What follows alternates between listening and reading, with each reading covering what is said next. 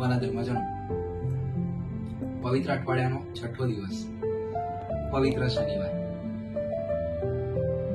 પુણ્ય શુક્રવાર અને ઈસ્ટરની વચ્ચેનો દિવસ એટલે કે શનિવાર, પવિત્ર શનિવાર બહુ મહત્વનો ભાગ ભજવે છે મારા વાલા ધર્મજનો, અને સાથે બહુ મોટો સંદેશ આપીને જાય છે. 3 બાબતોનો સંદેશ એ આપે છે. પહેલું, શાંતિ. બીજું, ધીરજ. અને ત્રીજું, સૌથી મહત્વનું, અને એ છે આશા. કેવી રીતે? ઘણી વખત આપણા જીવનની અંદર એવી પળ આવે છે, પરિસ્થિતિ આવે છે જ્યાં આપણે મૂંઝવણમાં હોઈએ છીએ. સૂઝતું નથી કયો પગલો આપણે ભરીએ જેથી કરીને આપણે આગળ વધી શકીએ. આ પગલું લઉં તો બરાબર કે નહીં? આ વાત કરું કે બરાબર થશે કે નહીં? આ પગલું ભરું, આ કાર્ય કરું? ત્યારે આપણા મનને શાંત કરવાની જરૂર છે. પોતાની જાત સાથે મનન ચિંતન કરવાની જરૂર છે, વાત કરવાની જરૂર છે. એ પહેલો સંદેશ એ છે શાંતિનો. બીજો સંદેશ છે ધીરજ.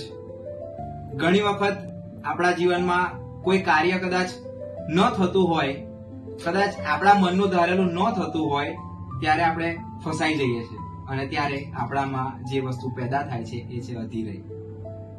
મારા વાલા ધર્મજનો, પવિત્ર શનિવાર આપણને સંદેશ આપે છે ધીરજ રાખવાનો. પ્રભુ કબરમાં પોઢ્યા અને ત્રીજે દિવસે સજીવન થયા. ત્રીજો સૌથી મહત્વનો સંદેશ અને છે આશા. તૂટી જઈએ છીએ, અંધારા સમૂહ જીવન લાગે છે. ઘણી વખત આપણને એવું થાય છે કે હવે આગળ કશું જ રહ્યું નથી, બસ પતી ગયું. ના, મારા વાલા ધર્મજનો, પ્રભુ ઉપરની આશા આપણને સચોટ જીવન આપે છે. સૌથી મહત્વનો સંદેશ આશા. જે રીતે પુણ્ય શુક્રવારના દિવસે પ્રભુ ઈસુને મારી નાખવામાં આવે છે, શનિવારે કબરમાં એ પોઢી જાય છે ને રવિવારે મૃત્યુ ઉપર વિજય પામીને એ સજીવન થાય છે, આપણને આશા છે.